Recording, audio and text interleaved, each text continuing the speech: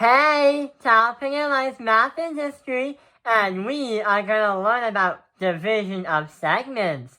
So in the past videos, we've been learning about lines, legs, segments, points, angles, whatsoever. But we, today, are going to learn about a new kind of line, segment, whatever it is. So this one is called a segment bisector. And it's a point, a line, a segment, or array that can divide a segment into two of the same congruent segments. So if you remember when we learned about congruency, congruent means that the shape or object or line is the same measurement as another one. Where we can see this kind of math, we can see it right over here. So here is an example. We can say that a segment bisector can be right in the middle, right here. That is point B.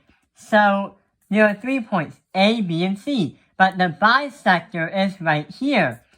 It can tell us that segment AB right here and segment BC right there can be congruent. Well, the bisector point can be called a midpoint. So not only we can divide a segment into two congruent segments, we can also explain that a bisector point can also be the midpoint of a giant segment, like this one. In this case scenario, we have E, F, D, and G.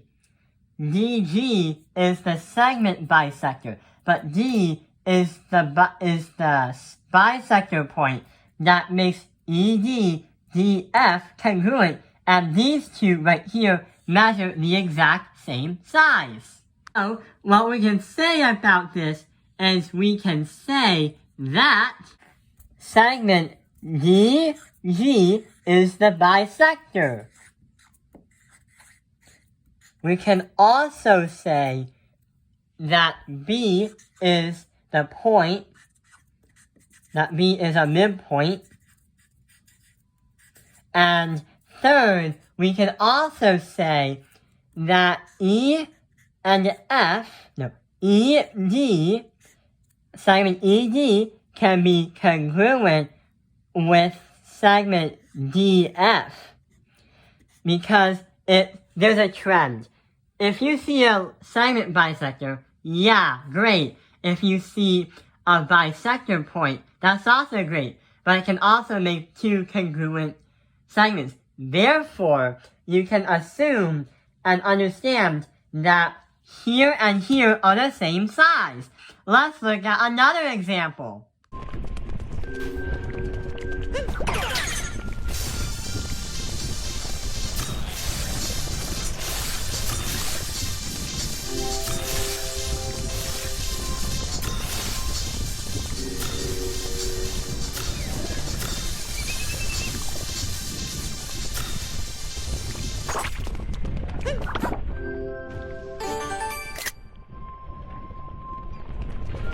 Here is another example. So, if line XY bisects line AC at B, then, so what you might see here is a picture or a diagram.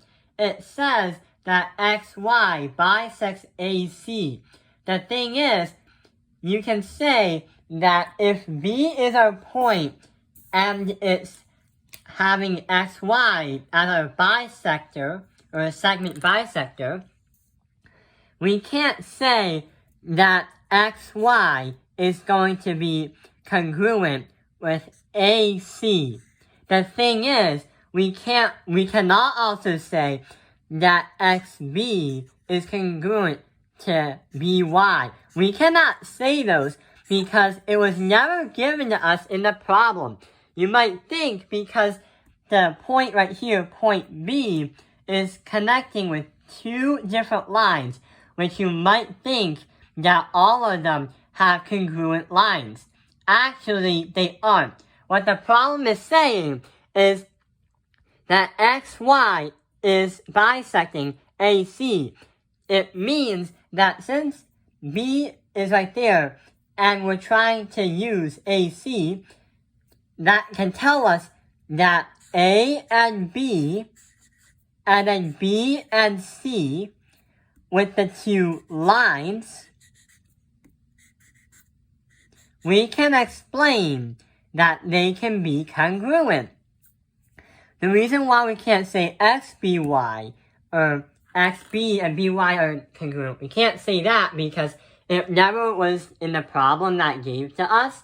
And number two, the direction is saying that point B is the bisector and XY is bisecting AC. The one that you're trying to bisect at is the one that you can assume.